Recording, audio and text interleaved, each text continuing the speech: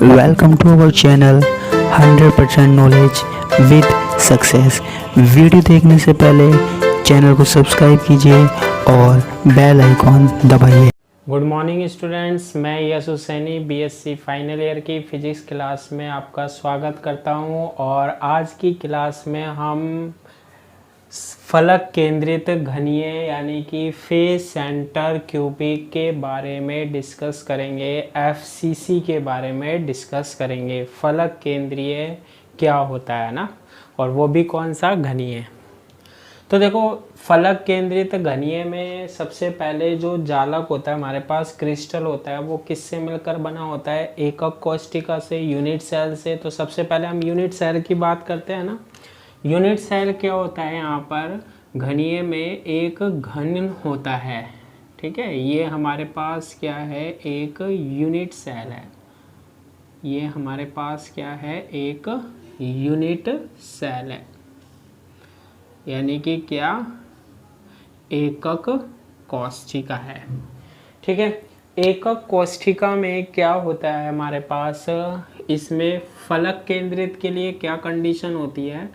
8 कोनों पर तो 8 परमाणु होते हैं। एक यहाँ होगा, एक यहाँ होगा, तीसरा यहाँ होगा, चौथा यहाँ, 5th यहाँ, 6th यहाँ, 7 यहाँ और 8 ये एरिया। साथ में हमारे पास एक एक फलकों पर क्या होता है? केंद्र में, फलक के केंद्र पर कितने फलक होते हैं? 6 फलक होते हैं इसमें ना। तो 6 फलकों पर हमारे पास कितने परमाणु होते हैं? 6।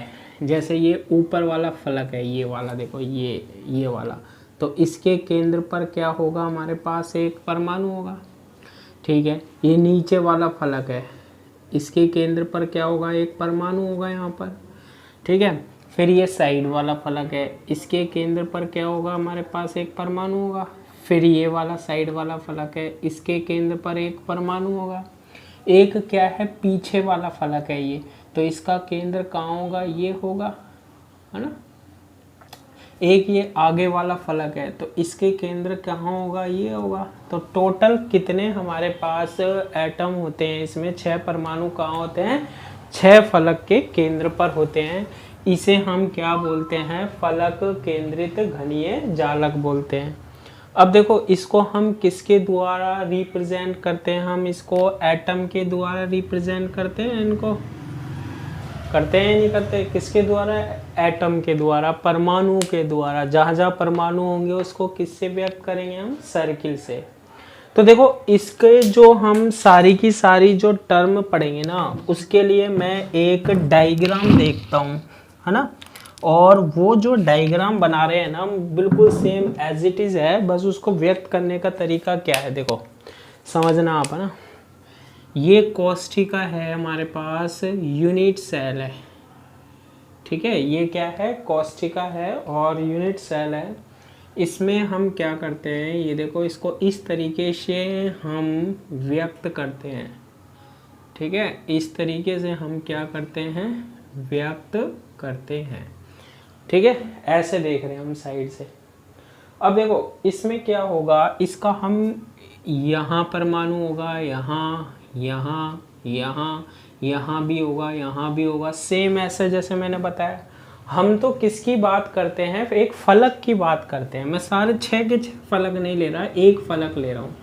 ये एक फलक है ना, और इसके कोनों पर कितने परमाणु? 4। अब इनको हम किसके द्वारा रिप्रेजेंट कर सकते हैं? सर्किल के द्वारा, ठीक है। अब देखो, इसमें एक एटम कहाँ होता है? फलक में केंद्र पर होता है। क्लियर है ये वाली बात? परमाणु कहाँ होता है? केंद्र पर भी होता है। सारे फलकों की बात नहीं कर रहा, एक फलक की। तो देखो, इसको मैंने किससे रिप्रेजेंट कर दिया? परमाणु को सर्किल से कर दिया। फिर इसके बाद जो कोने हैं, ये कोना है, इस पर जो एटम होगा उसको भी हम किससे रिप्रेजेंट करेंगे? सर्किल से। ये एटम होगा, इसको भी हम किससे रिप्रेजेंट करेंगे? सर्किल से। ये ध्यान रखना, ये जो सर्किल, ये जो परमाणु होते हैं सारे सेम होते हैं। तो ये आप कंफ्यूज मत होना कि ये छोटे बड़े हैं ना, ये सारे क्या हैं? एक समान है, एज इट इज़। क्लियर है ये वाली बात? ठीक है भैया, ये परमाणु इधर भी होंगे हमारे पास, इधर भी होंगे, है ना। लेकिन मैं कितने फलक की बात कर रहा हूँ, केवल एक फलक की। ये फर्स्ट फलक, ये सामने वाला जो है। अब देखो इसका नाम धर देते हैं हम, जैसे इसका जो नाम होगा वो धर देते हैं हम। ए पॉइंट धर दिया, बी धर दिया, सी धर दिया, डी धर दिया, ई धर दिया, एफ धर दिया और जी धर दिया, है ना। अब देखो ये जो हमारे पास घन होता है, क्यूबिक होता है, इसकी साइड्स क्या होती हैं, ए होती हैं। प्रत्येक साइड्स क्या होती है, एक भुजा क्या होती है, ए ही होती है हमारे पास। ए बराबर बी बराबर सी होता है किसमें, घनीय में। ये मैं पहले ही पढ़ा चुका हूँ आपको, है ना। अब देखो इसको हम कैसे ड्रॉ कर सकते हैं। ये देखो ये जो एटम है ना, एक परमाणु है, इसकी जो त्रिज्या है ना वो कितनी है, आर है। कितनी है हमारे पास त्रिज्या, आर है। मैं पॉइंट बी को ऐसे ड्रॉ कर रहा हूँ और वो कहाँ से मिल रहा है, डी से मिल रहा है। तो इसको हम अलग बना लेते हैं। देखो इसको मैंने क्या किया, अलग बना लिया, ठीक है। ये देखो ट्राइंगल बना लिया। ये क्या है, पॉइंट डी है, ये क्या है, पॉइंट ए है, और ये क्या है, पॉइंट बी है, ठीक है। तो ये क्या नज़र आ रहा है, ट्राइंगल। प्रत्येक साइड्स भुजा कितनी होती है, ए होती है। ये कितनी है, ए है। ये भी कितनी होगी, ए होगी। और ठीक है, इस तरीके से हम इसको रिप्रेजेंट कर सकते हैं, ठीक है। अब आप देखो यहाँ पर समझना, इसकी रेडियस आर है, ये डिस्टेंस कितनी होगी, ये होगी आर होगी, यहाँ से यहाँ तक, क्योंकि ये इस सर्किल की रेडियस कितनी है, आर है। अब देखो ये पूरा काम में आ रहा है, ये कितना होगा हमारे पास, 2r होगा। ये r, ये 2r, और यहाँ से लेकर ये इसकी रेडियस हो गई, ये कितनी हो गई, r हो गई। तो b और d कितने हुआ, ये तो व्यास हो गया 2r, r और r 4r हो गया। ये कितना होगा हमारे पास, 4r होगा। कितना होगा हमारे पास, 4r होगा, ठीक है। तो ये हमने क्या लिख दिया, हमारे पास 4r लिख दिया। अब देखो इस तरीके से हम इसको क्या कर लेते हैं, शो कर लेते हैं, ताकि जब हम आगे डेरिवेशन करेंगे तो उसको बना लेंगे, है ना। इतना कर लोगे। अब वही डिफरेंट टर्म्स के बारे में जानते हैं। सबसे पहले हम पढ़ते हैं इसमें क्या, कोऑर्डिनेशन नंबर। क्या पढ़ते हैं हम, कोऑर्डिनेशन नंबर, यानी कि क्या, समन्वय संख्या। और मैंने इसके बारे में बताया था क्या डेफिनेशन होती है, फिर भी बता देता हूँ। क्रिस्टल जालक संरचना में, क्रिस्टल जालक संरचना में, यानी कि जो हमारे पास क्रिस्टल स्ट्रक्चर है, किसी परमाणु के चारों ओर, किसी परमाणु या एटम, किसी परमाणु के चारों ओर निकटतम स्थित परमाणुओं की संख्या, निकटतम स्थित परमाणुओं की संख्या, यानी कि जो परमाणु उसके टच कर रहे हैं, परमाणुओं की संख्या क्या कहलाती है, समन्वय संख्या कहलाती है। क्या कहलाती है, समन्वय संख्या कहलाती है। कोई भी एटम है, उस एटम से निकटतम कितने एटम टच कर रहे हैं, उनकी संख्या क्या है हमारे पास, समन्वय संख्या कहलाती है। तो देखो इसकी समन्वय संख्या आप कैसे देखोगे, इसको रिप्रेजेंट करने के लिए मैंने ये पहले से एक स्ट्रक्चर बनाया है, जिसमें मैंने दो घन लिए हैं, दो एकक कोष्ठिका, ये एक कोष्ठिका और इसके ऊपर दूसरी। अब देखो एक घन दूसरा घन, 8 कोनों पर 8 एक एक परमाणु है या नहीं है, है, बिल्कुल है, ठीक है। अब देखो फलक केंद्रित में फलक पर और होंगे, है ना। तो ये नीचे वाले में देखो, ये फलक पर एक परमाणु होगा या नहीं होगा, यहाँ होगा, ठीक है, होगा या नहीं होगा, होगा, ठीक है। और इस फलक पर परमाणु होगा या नहीं होगा, यहाँ होगा, ठीक है। इस फलक पर एक परमाणु होगा या नहीं होगा, यहाँ भी होगा। एक पीछे इस फलक पर होगा या नहीं होगा, यहाँ पर होगा। और ये आगे वाले फलक पर होगा या नहीं होगा, होगा एक परमाणु, यहाँ होगा। और इस फलक पर कहाँ होगा, यहाँ पर नीचे होगा, ठीक है। ऐसे ही हमारे पास ये जो फलक है इसके ऊपर वाले पर जाएं तो देखो यहाँ होगा या नहीं होगा, एक परमाणु होगा सेट। अब फलक के केंद्र पर, यहाँ भी होगा फलक के केंद्र पर, इसमें भी होगा। अब ये पीछे वाले का हम कहाँ दर्शाएंगे, यहाँ, और इस आगे वाले का कहाँ, यहाँ दर्शाएंगे। तो 6 फलकों पर कितने होते हैं हमारे पास, 6 परमाणु होते हैं। अब देखो समन्वय संख्या कैसे दर्शाएंगे इसकी, मैं यहाँ पर एक ये वाला परमाणु ले लेता हूँ जो कि फलक पर है, देखो डार्क कर दिया मैंने, ठीक है। अब देखो ये कितने से घिरा हुआ है, देखना समझना, एक तो इससे, एक इससे निकटतम, एक इससे टच कर रहा होगा और एक इससे, है या नहीं है, ठीक है। अब इसके नीचे कितने होंगे, जैसे ये फलक है इसके नीचे कितने से टच कर रहा होगा, तो देखो इसके नीचे एक तो ये फलक पर होगा, एक ये फलक पर होगा, एक ये फलक पर होगा और एक ये फलक पर होगा। यानी कि ये एक तो इससे टच कर रहा होगा, एक इससे टच कर रहा होगा, एक इससे टच कर रहा होगा और एक इससे टच कर रहा होगा। ये तो नीचे पड़ गया हमारे पास, इससे टच नहीं कर रहा होगा, है ना। ऐसे ही ये है इसके ऊपर, यहाँ से टच कर रहा होगा, यहाँ से और यहाँ से। तो टोटल कितने हुए देखो, 1 2 3 4, सॉरी ये वाला नहीं, 1 2 3 4 और 4 ये 1 2 3 4 8 और 1 2 3 4, तो टोटल क्या होता है, 12 होता है। यानी कि इसकी समन्वय संख्या कितनी होती है, इसकी समन्वय संख्या कितनी होती है, कोऑर्डिनेशन नंबर होती है समन्वय संख्या 12 होती है। यानी कि ये जो परमाणु होता है वो कितने परमाणु से घिरा हो सकता है, 12 से टच होता है, ये ध्यान रखना। लेकिन ये ऊपर वाले से टच नहीं होता है और नीचे वाले से, बाकी सभी से ये टच हो रहा है। जो 4 फलक यहाँ पर, 4 फलक यहाँ पर, है ना, और एक ये 4 कोनों पर है, इनसे टच हो रहा है। तो टोटल समन्वय संख्या कितनी हो गई, 12 हो गई। क्लियर है। इस तरीके से हम इसकी क्या देख लेते हैं, समन्वय संख्या देख लेते हैं। या फिर देखो इसको थोड़ा सा अगर आप इजी बनाना चाहो तो जैसे ये एटम है रेड कलर वाला, देखो 1 2 3 4 से गिरा है, 4 इसके सामने होंगे 8 और 4 इसके पीछे होंगे, तो कितने हो गए, 12 हो गए। वही ऐसे याद रख लेना।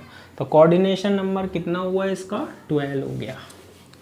सेकेंड जो हम इसमें निकालते हैं वो क्या निकालते हैं, हम एससी में भी निकाल चुके हैं, जालक नियतांक निकालते हैं, लैटिसी कांस्टेंट निकालते हैं। किसमें, एफसीसी में।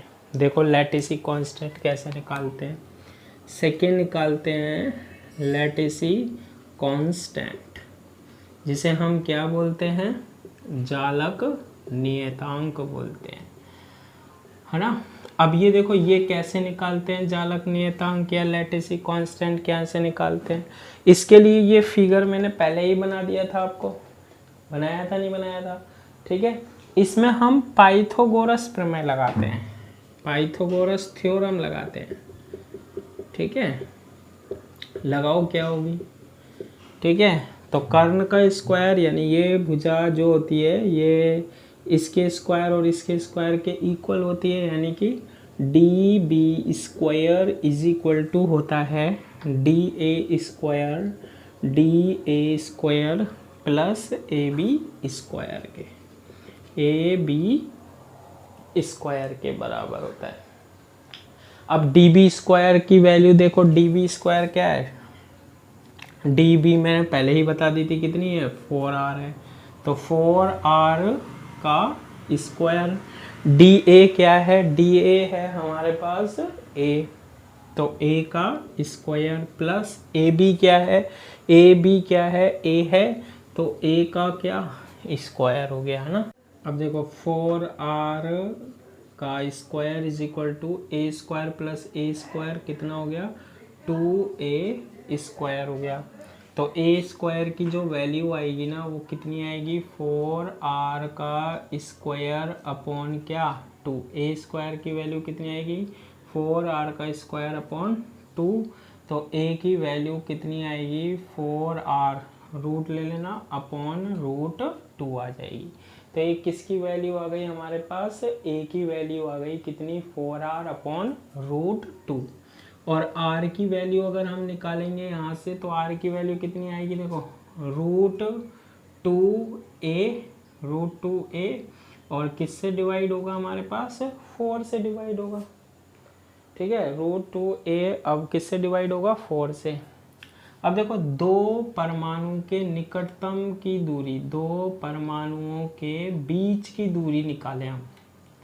ठीक है, डिस्टेंस बिटवीन टू एटम्स, यानी कि जैसे ये एक एटम है और ये दूसरा एटम है, इसका सेंटर एरिया, इसका सेंटर एरिया, ये डिस्टेंस r है तो ये डिस्टेंस कितनी होगी r, और ये भी r, यानी कि दो परमाणु के बीच की दूरी कितनी होती है, 2r होती है।